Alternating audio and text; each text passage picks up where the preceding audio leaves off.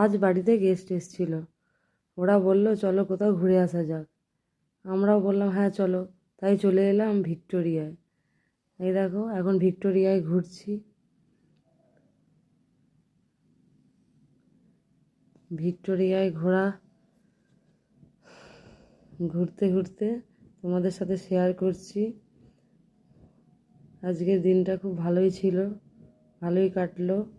আর ঠান্ডাটা একটু কম ছিল, ওই জন্যে আজকে মোটা মোটা সোয়েটার পরতে হয়নি, এটাই ভালো। গল্প করতে চলে এসেছিলাম বাড়িতে এসে দেখছি ঘরে কিছু খাবার নেই, এদিকে খিদেও পেয়ে গেছে।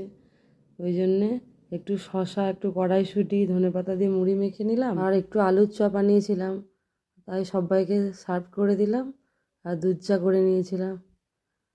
দারুণ লেগেছিল মুড়িটা খেতে। টাটা।